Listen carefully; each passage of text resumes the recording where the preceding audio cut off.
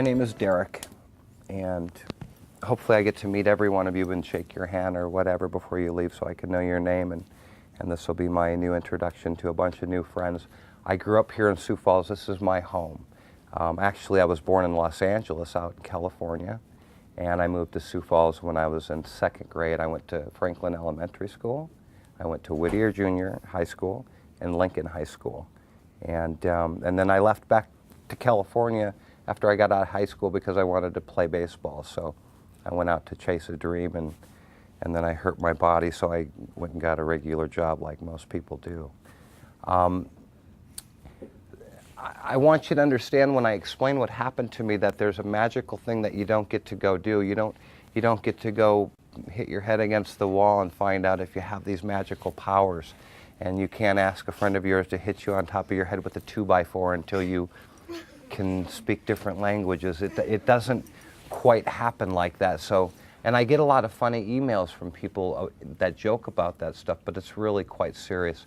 And head injuries and traumas, it doesn't allow us to say, I'm going to go bump my head and wake up and play a musical instrument. It doesn't really happen like that. And I always try to make sure young people understand that, because it's fun to joke about sometimes because it makes me laugh. It makes a lot of people laugh because it's one of those miracles that we don't quite understand.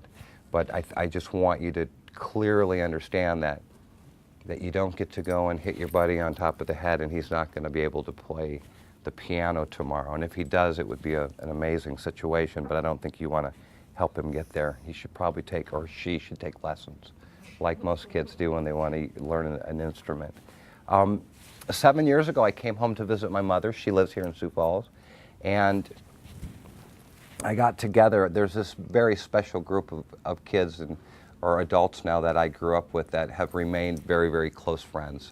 And every time I come home, which is not very often, I make it that's the important thing for me to do, is to get with my best friends and say hello and go to lunch and catch up, because you don't get to do that too often as you get older. You have a question already? Go ahead. Not yet? All right. A little different when everybody starts looking at you, huh? You forget it real quick. Where was I? I hit my head and sometimes I forget. Where was I? When you were going to your mom's house. Thank you. See, that's the good thing about having you guys around. You can keep me telling the story straight, right? When I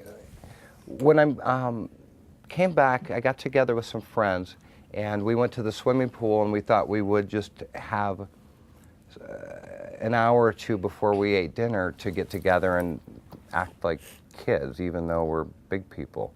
So we were running around and diving into the swimming pool and doing backflips and things that we probably shouldn't have been doing.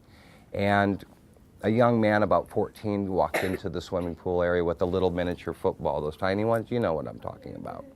And he decided that he wanted to start throwing it to us older guys, and then I decided that I wanted to jump in over the water and catch it in the air, right? And you understand what I'm saying? I have a little cold, so you have to bear with me. The weather changes. I've been traveling, kind of got me a little stuffy, and so drinking lots of water and taking vitamin C today. When I dove into the swimming pool, I knew I was diving into the shallow end, which was that end of the pool. It was the left side because I was running down the side of the pool. And when I jumped in the air, I knew I was jumping into the shallow end, and I thought I was a pretty fair athlete growing up. I played all sports, and I just thought I could roll into the water on my shoulder, catch the football, and be okay. And when I dove in, I miscalculated the depth of the water and thought it was a little deeper. And I immediately hit this side of my head, the front upper left part, which means that in most cases, if you hit this part of your head, the damage is done to the back because your brain reacts and it bounces. So if I hit this part of my head, the chances are that I damaged the back part of my brain. So when I dove in, I hit the bottom, and I had immediately come up out of the water because I was in shock. And I remember coming out of the water and looking at Rick and Bill and saying, I'm hurt. And I kept putting my hands to my ears because I thought my ears were bleeding. and it was just the water running off me, and I wasn't understanding what had happened because I hit my head so hard. So I reached for my ears, I kept looking for blood, and there was no blood, and from my understanding, because this has been told to me now, I don't remember anything after that, I went under the water, unconscious again, and Bill and Rick thought I was teasing them because I am kind of a prankster. Sometimes I joke with my friends a little too often. And I went underwater for another couple seconds, and then I come back out of the water like a rocket again because I was still in shock. And they were talking to me. Everybody, Rick and all my friends were saying something, but I couldn't hear them, what they were saying. I wasn't collecting any information. It was just frozen time. I made my way to the side of the pool, and then I collapsed again. And Rick and Bill this time pulled me out of the water and got me up on the ground, and I was unconscious for the next couple minutes.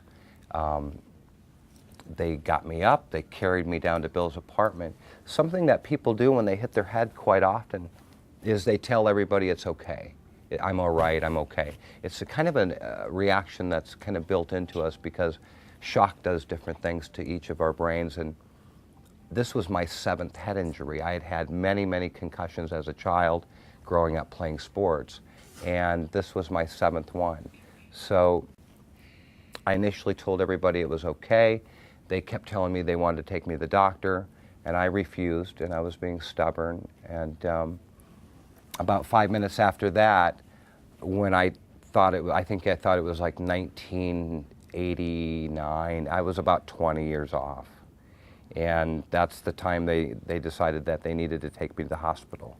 So I got stubborn again, and instead of letting them take me to the hospital, I made them take me to my mother's house, and I thought I could get over there and lay down and be okay. Well, they got me over there, and then I collapsed again. So I was going in and out of consciousness this whole 45 minutes of time frame.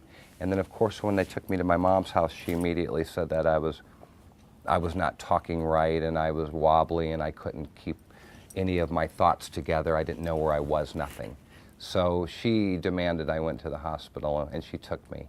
When I got to the hospital, they diagnosed me with a massive concussion, but I did not have any bleeding. Sometimes when you hit your head, the back of your brain stem, and there's these chances of bleeding in your brain. And I was fortunate and lucky enough that my brain didn't start bleeding. It just swelled up, and then it looked like my head had been kind of beat up on this side. My eyes were black and blue. The next morning, I spent the night at the hospital that night, and my mom stayed with me. And the next morning, I was stubborn again and a little challenging to deal with because I still didn't know where it was. I didn't know what was going on, and I insisted I was okay. They kept me there to make sure that my brain didn't bleed, so I wouldn't go get any sicker. And as soon as they released me and said I was clear to go, I went home to my mother's house, and I slept for the next 4 days. I don't remember anything in between. Well, I do. I remember one tiny little spot. When my mom was coming in to bring me a cold wash rag to put on my head on day 4, she would come in about every hour or two to check on me to make sure I was still breathing and alive. And she brought a washcloth in, put it on my head, and I remember her looking down into my eyes because I opened my eyes, I knew she was there, and it was that look of a scared mother looking into her son's eyes, not thinking I was going to come back and be okay. And the reason I remember that moment, and it's so significant to me, is because I had had another incident in my life a couple years ago, and my oldest son was in a terrible car accident, and he was unconscious, and I had that very same moment that my mother had with me, with my own child, and that had brought back these memories, and I didn't remember that moment until I had that same experience with my son as I was looking down at him after his car accident, and he opened his eyes. So that's how the brain works sometimes. It does these mysterious things, and it thinks sometimes in a way that we're unaware of. And I call that, and many people call it, the human potential, because we as people forget that we think there's limits on all these things we can do. And I tell everybody now after my accident that I don't believe there should be limits in your life, even as a young person.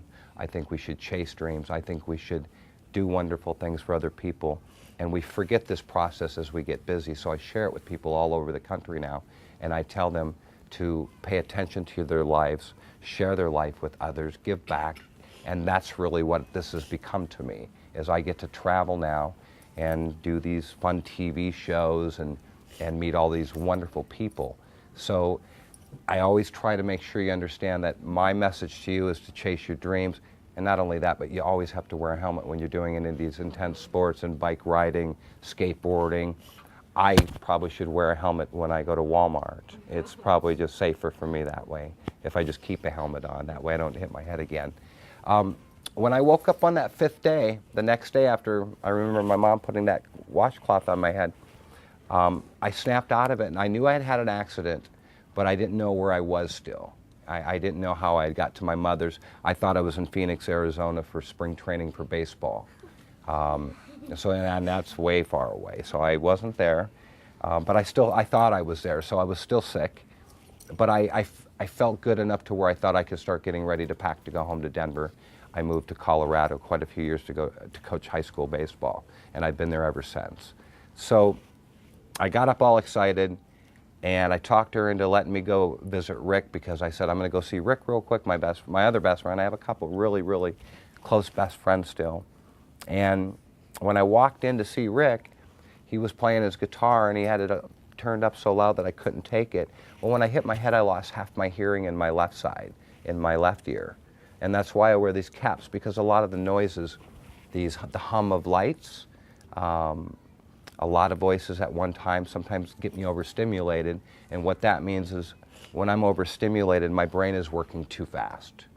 And then I don't feel so good, I get sick, and sometimes I can just pass out whenever. I could pass out right now, and it's a possibility. So those are the after effects of what I deal with every day after hitting my head. There's a word that they call this process that they put me into this category with people. And on that 5th day, when I went over to visit Rick's, my fingers and hands were very nervous and couldn't stop moving, and I was hyper, and I couldn't sit still. And there was a piano, a little keyboard up in his house, and I felt drawn to go touch it. And I don't know why, I just thought for some reason I needed to go sit down and play the piano, and I had never played a piano before. I had played other instruments when I was growing up, and I had a compassion, a love for music like crazy since I was a little kid. So I went over to the keyboard, and I sat down, and my hands began to play fluid, and immediately, like I had been playing a piano my whole life. And what made my fingers do that is I see these black and white squares that go this way.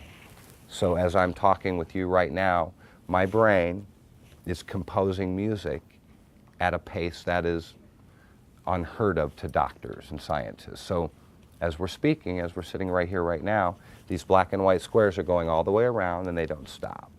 And those are musical notes to my brain, and they tell my fingers what to do. So I don't know what I'm going to do when I sit down at the piano or guitar or any other instrument. And it's not just a piano, it's a handful. So those black and white squares tell my fingers what to do, and that's how I compose music. The problem is I don't get to turn it off. I don't get to rest my brain. So when I go to sleep, my brain is still making music, which makes my body and my mind tired, because I require, at my age, about 4 hours of sleep a night, and it's down to about 3 to 5. It depends on where I'm at and where I'm traveling for work. The word that they call this discovery, this gift, or this miracle, it's called Savant Syndrome, and it's spelled S-A-V-A-N-T. And what it is, it's a word that describes people that have giftedness, a gift, whether it be playing music suddenly or speaking another language after an accident. There's all kinds of these different categories of gifts that these people have. And I'm one of them that they put into this group of 30 people. So there's 30 acquired savants. I know these are big words, but the acquired means that I found it later, or it came to me later in life. Does that make sense? I acquired a gift or a new talent. A prodigious savant, does anybody know what prodigy or prodigious means? That's another big word. You want to guess? That you do it all your life. Kind of. She said that you do it all your life. What do you think, sir? It's like a special talent you have. Yeah. You're like really good at. That's a fantastic, yeah, that's a great description too. A prodigious savant is a person that is at the most gifted, meaning they are the best of their craft. They're born with an upper level of giftedness. So a lot of these people will have autism, Down syndrome, all these different types of situations that have basically made them gifted people, but they were born prodigious, and that's what prodigious means. It's a gifted level amongst most of us regular people, I call us, don't get to achieve that level of knowledge or giftedness or wisdom.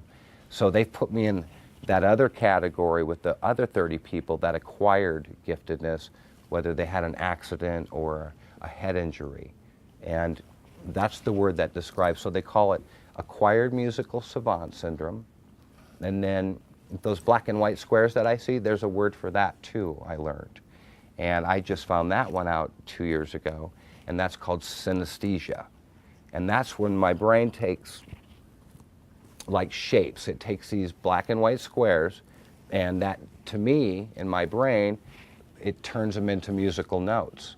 So let me simplify it for you.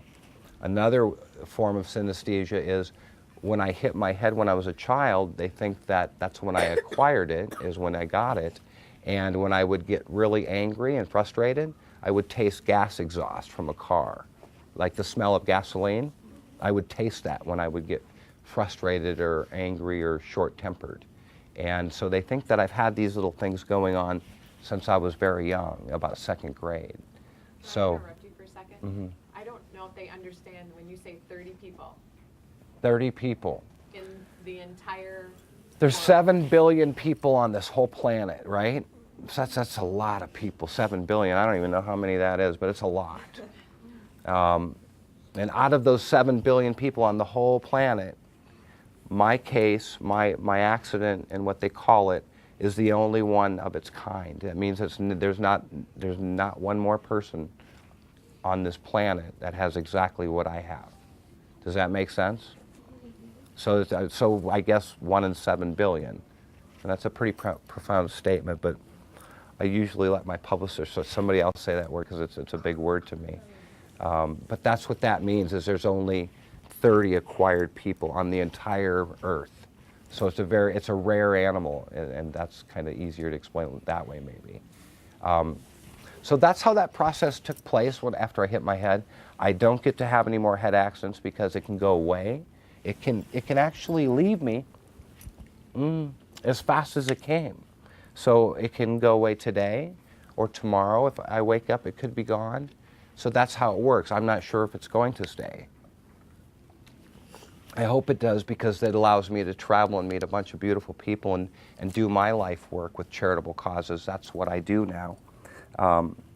And I'm having too much fun meeting all these people, so I hope it stays so I don't have to go get a regular job someday, because then that would be kind of a whole different scenario for me, and I'm not sure if I would adjust too quickly to that. So if you kind of understand how that works, what I really like to learn is what kind of questions do you have about my experience. And it can be the craziest question, it can be the most serious question. You can ask me anything and I'll do my best to answer it. And then I also brought bracelets. I brought a copy of the book. If I would have known I was coming for this occasion, I probably would have brought books for everybody. We just have to show them. This is Yes. his book that just came out October 1st. That is not my eye. And I don't have a musical note in my eye. But it's a blue eye. I have a blue eye. And it's called My Beautiful Disaster. And it's actually about my whole life. So it talks about growing up here in Sioux Falls. It talks about going to school here, all my friends here. and then the rest of my life as an old guy with my children. I have 3 kids, by the way, and they are 26, 21, and 18, and I have a little grandbaby boy that's 5, and I just got my first niece from my brother. He had a baby girl 2 years ago, so I have kids all around me. What do we call a book that you write about yourself?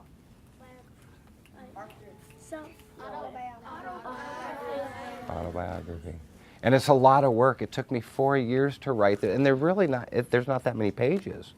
But it took 4 years because every time I would finish a chapter, then I would go back and read it, and then I'd want to change it, just like I do with music. That's why I've been working on the second album for 4 years, because I change things constantly because my brain is so busy adjusting and reworking everything I do that I think I have time to rewrite the whole book again. So it did take me 4 years, and hopefully one of these days y'all get a chance to sit down and pick through it, and I'm going to send Chris a couple copies so maybe one of these days you have a moment to sit through and go through it. I think you'll find it sometimes fun to read and laugh with.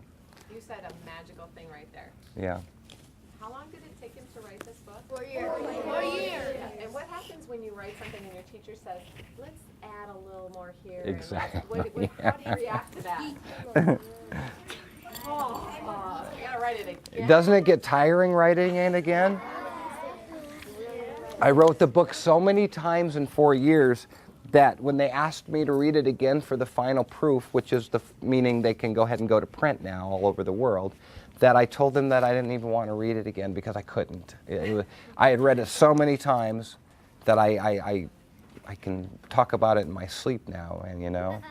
So, but that's what it takes to do something like this. A project like this is a tremendous amount of time and work. And I didn't just write the book in 4 years. I've been journaling since I was your age. I've written notes and journals to myself in these special books that I've kept all my life. And I've captured all these wonderful moments and experiences so I can narrow them down and put them in one book. So if you're a journaling person or a blogger or whatever they call it these days, I would hope you would take a moment to write these special moments down in your life, because when you're my age, you might need some help remembering them, and you can go back in your books and find those special notes. Did you figure out your question? I know. You're just wanting to. You got it up there somewhere, right? Go ahead and ask. How do you get the cover and stuff on it? How did I get the cover? How do you get the stuff on it? How do you get the cover made, the picture on the cover? All the books or whatever. You know what you do? They take this piece of paper that comes off the book, okay, and they fold it. Well, they print it first after they design it. So there's a team of people that work with me, okay, and they all go through this stuff. No, they're not. No, those are your teachers and the camera guys. Those aren't my employees. So this is just a little blurb when he was actually on the Today Show and he played the piano for them. So we'll take a look up here so you can see that. Whoa. Yeah, that'd be great. But actually, and it's just always stayed there. It's like, yeah, it's always there. So.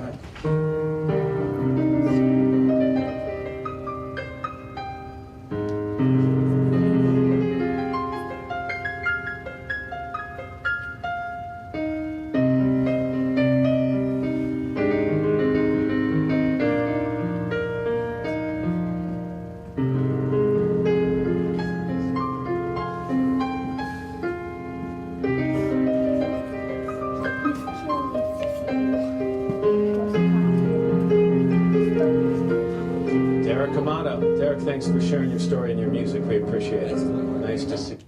Thank you for joining me. What's your name? Josh. Josh, nice Did you to get meet the you. green one from Ryan? Yeah, I did. Good to see you. Here's I'll see mine you too. again. You gonna get me one? Thank you. That means the whole world to me. Thank you very much. That's sweet as heck. And you'll probably get one of mine too. Pleasure. Be a good kid, okay? Nice to meet you. Pleasure. That's pretty. Pleasure's mine. Thanks for joining me. Oh, I get a hug from Can we you? tell you our names? Yeah, please.